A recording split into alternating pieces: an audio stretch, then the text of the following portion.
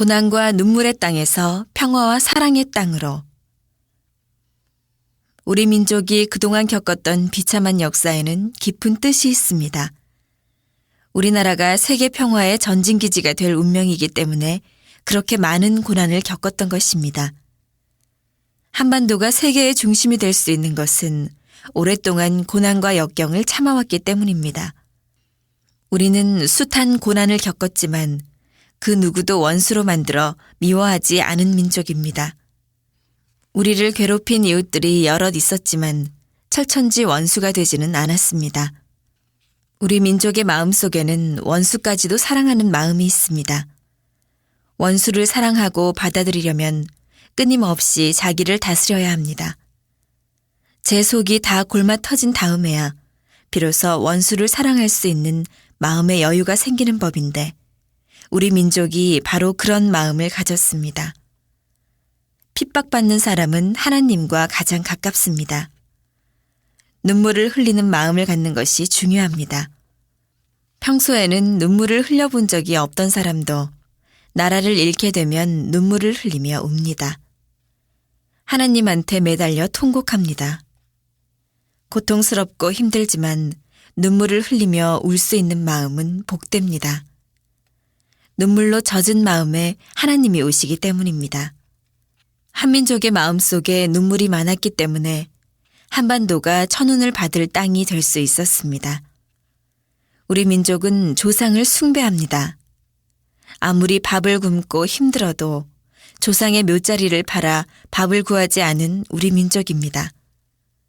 우리는 예로부터 하늘을 우러르는 경천사상을 지키며 살아왔고 새끼 밥보다 정신세계를 더 중요하게 생각한 문화민족입니다.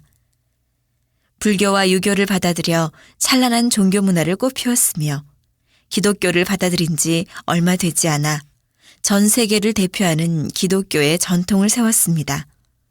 그런데 그보다 더 대단한 것은 그러한 종교들이 서로 충돌하지 않고 서로 융합하며 평화롭게 공존한다는 사실입니다.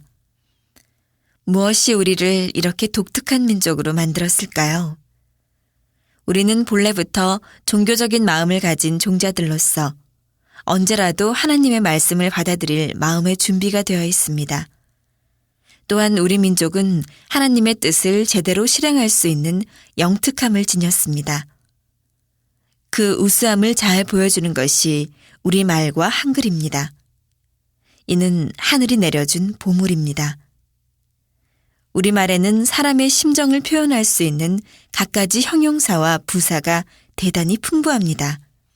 이 세상 어떤 나라의 말도 사람의 복잡한 마음을 우리말만큼 섬세하게 표현하지 못합니다. 말은 곧 그 사람입니다. 말이 섬세하다는 것은 그 사람의 마음이 섬세하다는 것입니다. 우리가 쓰는 한글은 또 얼마나 훌륭합니까? 나는 훈민정음이란 말을 참 좋아합니다. 백성을 가르치는 바른 소리라니 이렇게 아름다운 의미를 지닌 글을 쓰는 나라는 우리나라뿐입니다. 디지털 시대가 되니 한글의 우수성이 더욱 크게 드러납니다. 자음과 모음의 단순한 조합만으로 인간이 세상에서 내는 모든 소리를 다 적을 수 있으니 정말 놀라운 일입니다. 나는 이미 30년 전부터 외국의 우리 식구들에게 앞으로 다가올 미래를 대비해 한국어를 배우라고 했습니다. 그런데 요즘 들어 소위 한류라는 바람을 타고 한국말을 배우려는 사람들이 크게 늘었습니다. 일본이나 몽골, 베트남, 아프리카까지 세계 어디서나 한국말을 할 줄 아는 사람들이 아주 많아졌습니다. 이는 결코 우연이 아닙니다. 말에는 혼이 있습니다. 일제강점기 때 일본이 그토록 우리말을 없애려고 한 것은 우리 민족의 혼을 없애기 위함이었습니다. 지금 세계적으로 우리말을 쓰는 사람이 늘어나는 것은 우리의 혼이 널리 퍼져나간다는 의미입니다. 우리의 문화적 영향력이 그만큼 높아진 것입니다. 우리 민족은 절대로 남한테 신세를 지지 않는 독특한 성격을 갖고 있습니다. 나는 미국에서 한국 사람들의 고집스러운 성격을 새삼 느낄 수 있었습니다.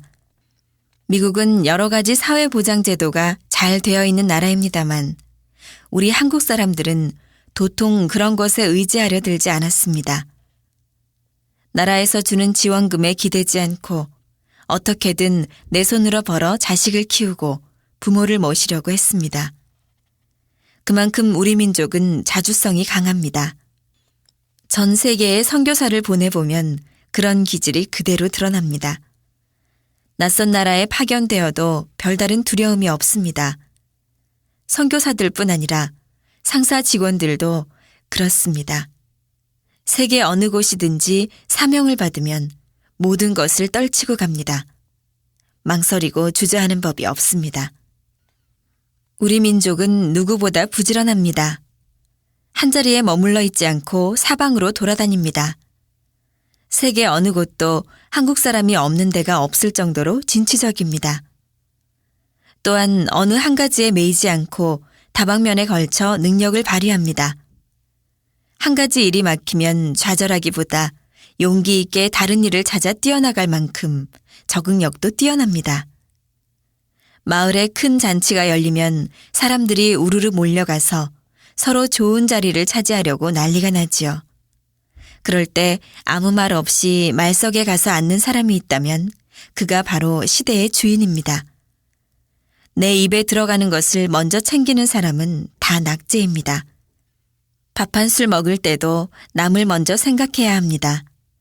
우리가 한반도에 찾아오는 천운을 맞이하려면 나보다 더 소중한 남이 있다는 것을 마음 깊이 새겨야 합니다.